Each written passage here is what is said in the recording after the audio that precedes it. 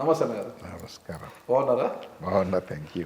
గతంలో ప్రజలకు అందుబాటులో ఉంటున్న గంగుల ప్రతాప్ రెడ్డి గారు ఆ తర్వాత నియోజకవర్గానికి దూరంగా ప్రజలకు అందుబాటులో లేకపోవడంతో మీ సోదరుడు గంగుల ప్రభాకర్ రెడ్డి గారు ఆళ్లగడ్డను ఆక్యుపై చేసేశారు అంటున్నారు. అక్కడ ఈయన ఆక్రమణ అనేది ఏం లేదండి, నేనే అవకాశం ఇచ్చాను. ఓకే, నేను ఇన్ఛార్జిగా పెట్టాను. డాక్టర్ సచిన్ రాజ్ అత్యాధునిక వరల్డ్ క్లాస్ ఫిజియోథెరపీ ట్రీట్మెంట్ తో అన్ని రకాల నొప్పులకు శాశ్వత పరిష్కారం. నేను ఇన్ఛార్జిగా పెట్టాను. ఎప్పుడు కూడా ఎన్నికలలో మేము బిజీగా ఉంటాం కాబట్టి ఎవరో ఒకరిని ఇన్ఛార్జ్ పెడతాం. కరెక్ట్ సార్, లోకల్గా. కరెక్ట్. ఆయనకు ఇన్ఛార్జ్ ఇచ్చాం. ఆయన ఉన్నాడు, ఆయన పోటీ చేశాడు. ఓకే, ఆయన కొడుకు పోటీ చేశాడు. 14లో ఆయనే కదా, ఆయన 14లో చేశాడు. అదే నేను చెప్పేది. 14లో ఆయన పోటీ చేశాడు, 19లో కూడా ఆయనే చేస్తాడు అనుకున్నాం. కానీ సడన్గా ఆయన కొడుకును పెట్టాడు. కొడుకును పెట్టాడు. అప్పటికి నేను ఆ రోజుకు బీజేపీ, నేను టీడీపీలో ఉండిపోయినాను కదా. వాళ్ళు వైసీపీలోకి పోయారు. వాళ్ళు టీడీపీ నుంచి వైసీపీకి వెళ్ళారు. వైసీపీ నుంచి వాళ్ళు పోటీ చేశారు. నేను టీడీపీలో ఉండిపోయాను. టీడీపీ నాకు 19లో నాకు టికెట్ ఇచ్చి నేను ఫీల్డ్లో ఉండేవాడిని. అవకాశం రాలే. మీరే మీ బ్రదర్ని ఇన్ఛార్జ్గా నియమించి బాధ్యతలు ఎవరో ఒకరు ఉండాలి నియోజకవర్గం మీరే ఆడ నియమించి పోయారు. ఆ అన్న ఇచ్చిన బాధ్యతలనే నిర్వర్తించుకుంటూ ఈరోజు రాజకీయాల్లో ఆయన వైసీపీలో ఉన్నారు, ఇంకో దాని పక్కన పెడితే వైసీపీలో కొనసాగుతున్నారు. మళ్ళా మీరే అక్కడికి వెళ్ళాలనుకుంటున్నారు. అంటే ఒక్కో కుటుంబంలో పోరు రాదంటారా? మీరిద్దరు పోరాటంలో ప్రత్యర్థికి లాభపడదంటారా? అది ఎందుకు అనుకుంటారు? ఏం జరుగుతుందో చూస్తారు కదా మీరు. ఓకే, వెండి తెర మీద చూడండి ఏం జరగబోతుంది. కానీ గంగుల ప్రతాప్ రెడ్డి గారు ఏదైనా సాధించాలి అంటే సెంట్రల్లో ఉంటే బాగుంటుంది, రాష్ట్రంలో ఉంటే ఏమవుతుంది అనేది కదా ఇక్కడ ప్రశ్న. నేను అడుగుతున్నదే పార్లమెంట్. ఓకే, కుదరకపోతే నేను అసెంబ్లీకి వెళ్తాను అంటున్నారు కదా, ఇండిపెండెంట్. ఎందుకంటున్నాను అంటే నేను ఇందాక కూడా చెప్పాను, నాకు నవ్వారు నెవరు కింద 2024 క్రూషియల్. 2024 దాటిందంటే అవతల మేము యాక్టివ్గా 2024లో వచ్చామనుకోండి, 29 గురించి మేము మాట్లాడొచ్చాము. కానీ 2024లో ఏమీ లేకపోతే మాత్రం 29 గురించి నేను మాట్లాడే పరిస్థితి లేదు. మీ కుమారుడు నాకు అది వేరు, అది వాళ్ళ ఇండివిజువాలిటీ. వాళ్ళ ఇండివిజువాలిటీ, వాళ్ళ అవసరం, వాళ్ళ పరిస్థితి, వాళ్ళు ఇండివిజువల్గా. ఎప్పుడు ఎవరిని కూడా ఎవరు ప్రమోట్ చేయరు. ఎక్కడ కూడా అవకాశం వాళ్ళు తీసుకుంటే సహకరిస్తాం. తమ్ముడిని మీరే ప్రమోట్ చేసి కదా వచ్చారు అక్కడ. అదే నేను చెప్పబోతున్నది. అది తమ్ముడైనా ఒకటే, కొడుకైనా ఒకటే. రేపొద్దున వాళ్ళుగా అవకాశం తీసుకుని వాళ్ళు వస్తామంటే ఆశీర్వచనం ఉంటుంది. అంతేగాని నువ్వు ఉండు అని ఎప్పుడు కూడా, ఇది ఆస్తి కాదు పంపిణీ చేయడానికి. ఈ రాజకీయం అనేది ప్రజలు మెచ్చాల. ప్రజల మెప్పు పొందినవాడు వస్తున్నప్పుడు అభ్యంతరం పెట్టం మేము. అది ప్రజల సేవ అన్నది it is a different typical issue. ఎందుకంటే అందరికీ అబ్బద్దది.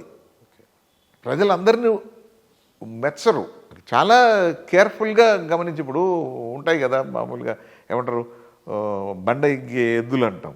అన్ని ఎద్దులు ఇగ్గలేవు, దానికి అన్నీ ఉంటాయి. దానికి కొన్ని సూళ్ళు అవి ఇవి చూస్తారు, కొన్ని మూపురం ఇంత ఉండాలి, అవి కొన్ని ఉంటాయి లక్షణాలు. సార్, పవర్ కోసమే మీరు చట్టసభలోకి వెళ్ళాలనుకుంటున్నారా?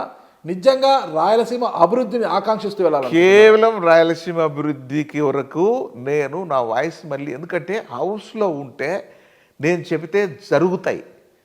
ఇప్పుడు బయట ఉండి నేను చెబుతున్నా, పోరాడుతున్నాం. కానీ కొన్ని ఇప్పుడు సపోజ్ ఇరిగేషన్ మీదనే ఉన్నాం. 512 టీఎంసీలు ఉన్నాయండి ఆంధ్ర రాష్ట్రానికి, కృష్ణా నీళ్ళు. వాటిల్లో 6 జిల్లాలకు మా వాటా ఎంత అని నేను అడుగుతున్నా. దీని మీద ఉన్నవి 8 జిల్లాలే. ఏది కృష్ణా మీద ఉన్నటువంటిది. అవతల గుంటూరు కృష్ణే కదండి, కృష్ణలో కొంత భాగమే ఉంది. అవతల మళ్ళీ అటు నుంచి గోదావరి నుంచి అటు నుంచి మొత్తం మీద గుంటూరు కృష్ణ 2 ఉంటే ఈడ 6 జిల్లాలు ఉన్నాయి. ప్రకాశం నెల్లూరు కలుపుకొని 4 జిల్లాలు, 6 జిల్లాలు ఇక్కడ ఈ నీటి మీద ఆధారపడి. 6 జిల్లాల లెక్క చెప్పండి అంటారు. మాకున్నది శ్రీశైలం ఒక్క రిజర్వాయరే.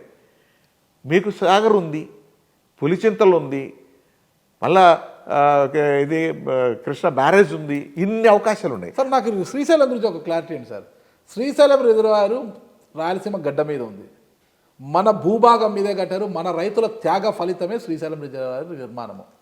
కానీ ఈరోజు లాభపడుతోంది ఎవరంటారు? నేను చెప్తున్నది కూడా అదే, మా పోరాటం కూడా అదే. ఎందుకంటే నాకు ఉన్నది ఒక్క రిజర్వాయరు. ఈ రిజర్వాయర్ మాకు ఈ 6 జిల్లాలకు వదిలేయండి అంటున్నా. దీని మీద ఏమంటున్నారు, పవర్ జనరేషన్ ప్రాజెక్టు ఎప్పుడో శాంక్షన్ కొరకు మనం ఎన్నో రాస్తాం. ఆ రోజుల్లో అవసరాన్ని బట్టి పవర్ జనరేషన్ ప్రాజెక్ట్ కింద వచ్చిండొచ్చు. కానీ పవర్ జనరేషన్ ఈరోజు సెకండరీ అయింది. ఎందుకంటే పవరు అదర్వైజ్ కూడా జనరేట్ చేసుకోవచ్చు, నీళ్ళ ద్వారానే జనరేట్ చేయాల్సిన అవసరం లే. సోలార్ పవర్ ఉంది, విండ్ పవర్ ఉంది, మరి థర్మల్ పవర్ ఉంది. ఇన్ని రకాలుగా పవర్ జనరేషన్ ఉంటే నీళ్ళ ద్వారా వచ్చే జనరేషన్ నీళ్ళల్లో వచ్చినప్పుడు తీసుకోండి, పవర్ కొరకు నీళ్ళు వదలదండి అని నేను చెప్తాను. కానీ ఈడేం చేస్తారు, వచ్చిన దగ్గర నుంచి పవర్ జనరేషన్ 2 రాష్ట్రాలు మొదలు పెడతాయి. ఇటు ఆంధ్ర వాళ్ళు మొదలు పెడతారు, అటు తెలంగాణ వాళ్ళు మొదలు పెడతారు. అచ్చం వాళ్ళకు ఏమి అన్స్క్రూప్లెస్గా ఒక స్థాయి వరకు తీయాలని ఉంది, అట్లా కాదు మొత్తం తీసేస్తున్నారు. అన్యాయం జరుగుతుంది, ప్రశ్నించేవాడు లేడు. నేను దానికి పోరాడుతున్నా. ఈ పవర్ జనరేషన్ అవసరమైతే దీన్ని కర్టైల్ చేయాలి. నేను పార్లమెంట్లో వచ్చినారనుకోండి, నేషనల్ పాలసీ కింద ప్రధానమంత్రి మీద ప్రివేల్ అవుతాను. అయ్యా భవిష్యత్తులో ఎక్కడైనా సరే మాకే కాదు ఇతర ప్రాంతాల్లో ఉన్నటువంటి ఇరిగేషన్ ప్రాజెక్ట్స్ మీద పవర్ జనరేట్ చేసేటప్పుడు కేవలం నీళ్లు వదిలినప్పుడు మాత్రం పవర్ జనరేట్ చేసుకోండి, పవర్ జనరేషన్ కొరకు నీళ్లు వదలొద్దండి, నీళ్లను అచ్చం తాగునీరు సాగునీళ్ళకే ఇవ్వండి. భవిష్యత్తులో నీటి సమస్యలు ఎక్కువ పెరిగిపోతున్నాయి, ఇంకా రాను రాను కఠినమైన రోజులు రాబోతున్నాయి అని నేను చెప్తున్నాను. ఇది వాయిస్ వినపడాలా, ఎక్కడ చెప్పాలా, హౌస్లో చెప్పాలా. అంతకు మించి అవకాశం ఇంకో చోట లేదు, ఇంకో ప్లాంక్ లేదు మాకు. మీడియా ఉంది, మీ ద్వారా చెప్తున్నా, కానీ అది రీచ్ కావడంలో మీరే చూస్తున్నారు. అది అందించలేకపోతుంది. నాగరాజు అందించగలిగితే I will be more happy. మీరు ఇది సాధించి పెట్టండి, నేను రాజకీయ మాటలకు అవసరం లేదు. పెట్టడానికి నేను ఎంతటో సార్, మీరంతటో కాదు, నేను ఒక నా వంతు కృషి చేయడానికి నా వంతు కృషి చేయడానికి ఇక్కడికి వచ్చి కాబట్టి ఈ టాపిక్ మీద నేను ఇంతసేపు మాట్లాడుతున్నాను. ఎందుకంటే అవసరం కూడా రాయలసీమకు, మీ వాయిస్ యొక్క అవసరం కూడా, ఒక రాయలసీమ వాదిగా, రాయలసీమ బిడ్డగా నాకు కూడా అవసరమే రాయలసీమ అభివృద్ధి అనేది. అందుకే నేను మీకు ఇంత లెంతీగా నేను మాట్లాడిస్తున్నాను. ఎందుకంటే మీరు చెప్పండి, ఏం చెప్పదలుచుకున్నారు చెప్పండి అని నేను చెప్తున్నాను. చూద్దాం, మీరు చట్టసభలోకి వెళ్ళి ఈ వయసులో కూడా మీరు రాయలసీమకి ఏదో సాధించి పెట్టాలనే ఒక తపనైతే మీలో పూర్తిగా ఉంది. వయసుకు సంబంధం లేకపోయినా కూడా తపనైతే ఉంది, అది నేను గమనిస్తున్నాను. పవర్ కోసం కాదు, రాయలసీమ అభివృద్ధి కోసం ఒక మాట అన్నారు, నేను దాన్ని స్వాగతిస్తున్నాను ఖచ్చితంగా. సరే, పార్టీలు అవకాశం ఇస్తాయా లేదా, స్వతంత్ర అభ్యర్థిగా బరిలోకి దిగితే మిమ్మల్ని ప్రజలు ఆదరిస్తారా లేదా అన్నది పక్కన పెడితే ఒక తపనైతే ఉంది. చూద్దాం అది ఎంతవరకు. అది ఒక అవకాశం తీసుకోవడమే. ఎందుకంటే ప్రజలకు అవకాశం, ఎందుకంటే ప్రజలు కూడా, నేను ప్రజల తరఫున పోరాడుతున్నటువంటి వాడిని, నాకు అవకాశం ఇచ్చినారనుకోండి. ఇదివరలో ఇండిపెండెంట్ అనేది కొత్త కాదు. మా తండ్రి గారు 2 సార్లు కూడా ఇండిపెండెంట్ ఎమ్మెల్యేనే, ఫర్ యువర్ కైండ్ ఇన్ఫర్మేషన్. మా ఫాదరు ఆయన 67లో ఇండిపెండెంటే, 78లో ఇండిపెండెంట్. పివి నరసింహారావుకి, కాసు బ్రహ్మానంద గారికి అందరికీ సమకాలీన ఆయనకు అంత కాంగ్రెస్ సన్నిహితులు స్నేహితులే, కానీ ఆయన ఎప్పుడు ఇండిపెండెంట్గానే పోటీ చేసేవాడు. కాబట్టి అదొక ఆనవాయితీ మాకు ఉంది. Thank you sir. Thank you, నమస్కారం.